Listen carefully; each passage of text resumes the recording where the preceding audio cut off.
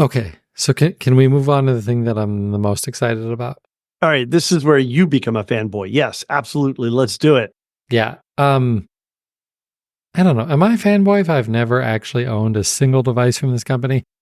Okay, so we're talking about Razer, the company that makes gaming focused devices. I was going to say peripherals, but they also make laptops and stuff. So it's way more than just peripherals. But they have a new version of their Xbox controller. It is the Razer Wolverine V3. There's actually two versions here. There's the V3 Pro and the V3 Tournament. Most of the things we're going to talk about are shared between the two controllers, so we'll get into what separates the two later. Let's talk about all of the amazing things that are in this third version of the Razer Wolverine controller. First off, and maybe most importantly, the thumbsticks are Hall effect sensors. You've heard me talk about them in the past.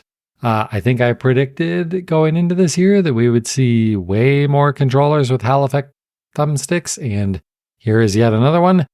Why are these so important? Because they don't drift. Every controller made by Sony, made by Xbox, and made by Nintendo directly, they all experience stick drift, even the really expensive Xbox Elite controllers. They all eventually suffer from this. For those of us who are unfamiliar, can you just again touch on what stick drift is? Stick drift, like let's say you take your hands off the thumbstick, it will perceive that you are moving the stick in one direction. So, it's unwanted input when you're not doing things. Yep. Yeah. Can be a very major problem depending on the type of game you're playing. So that's a huge deal. And then the rest of this is like basically taking the Pro controller type functionality and taking it to the next level. So it has 4 paddles on the back of the controller that you can easily reach with your fingers. But they are using what they're calling them mouse click paddles because they're using the same technology that Razer puts in their gaming mice, which means they've got a super satisfying click sound and they're very responsive. So there's not going to be a big delay. They don't require a huge physical movement to press them in. You can very It sounds quickly, like a really short throw, right? Exactly. Yeah. A really short throw, really satisfying short throw. They also have 2, they call them claw grip bumpers that are next to the RB and LB bumpers. I guess that's for a weird way of holding the controller. I don't that seems weird, but they're completely customizable. Just like the bumpers or the buttons on the back, you can map them to any other button on the controller.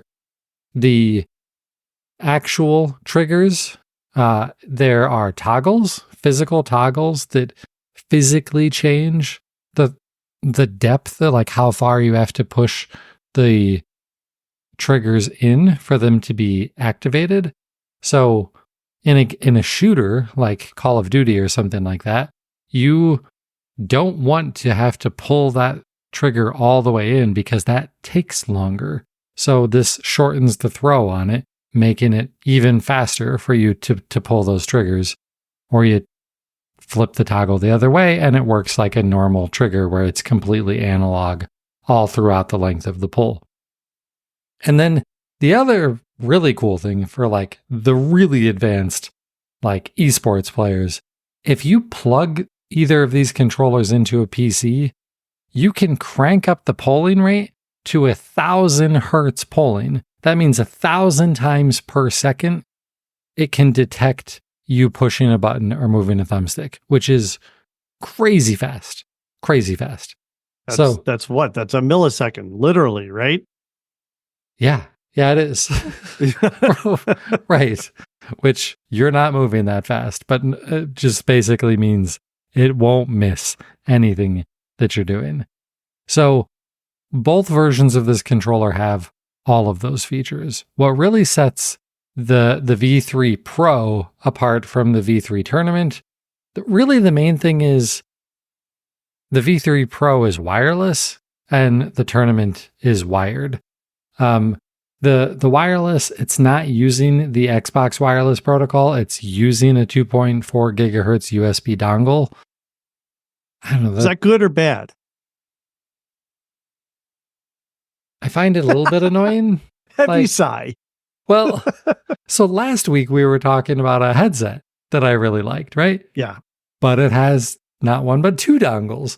And so, like, if you want that headset and you want this controller, now you've got to have two dongles plugged into your Xbox. And there's only one on the front of your Xbox. So if you need to have shorter or less interference, you don't want the Xbox itself causing interference because the dongle's plugged into the back of it or something, that can start to become problematic, I guess. Like, I mean, you can use a USB hub on your Xbox, but that feels a little ridiculous.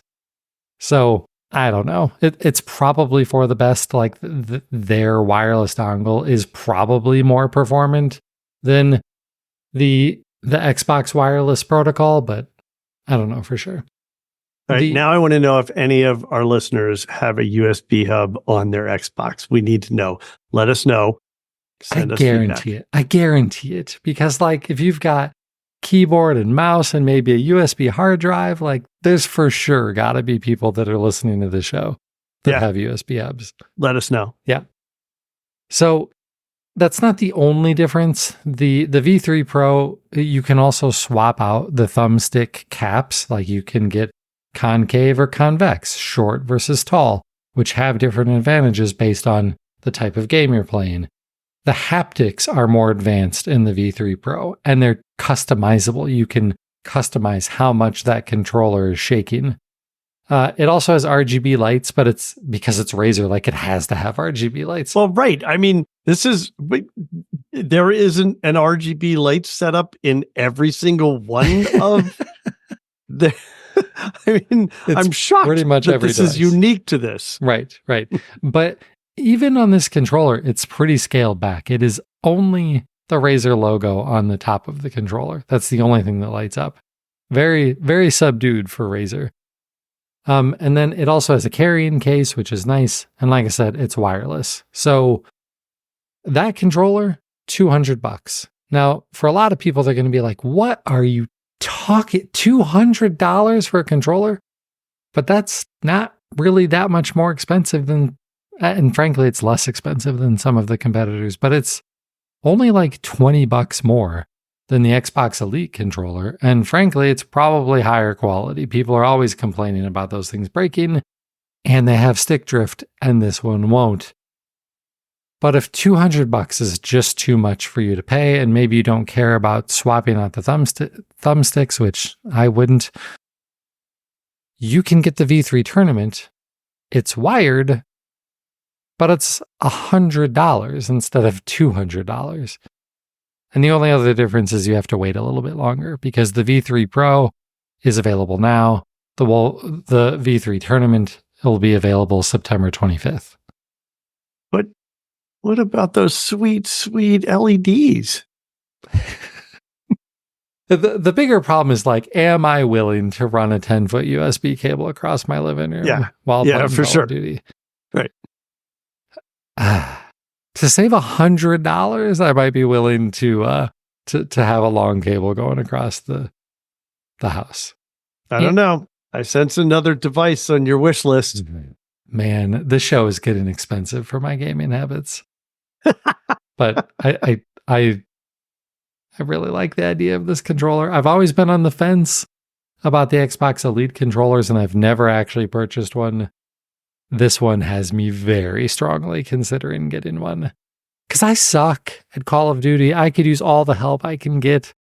And those triggers would be really nice. Being able to map things like run to those paddles on the back would make gaming more comfortable because pressing in on the thumbsticks for run and things like that are like it eventually starts to get uncomfortable in your hands. So like this feels like an investment in my physical health, Richard.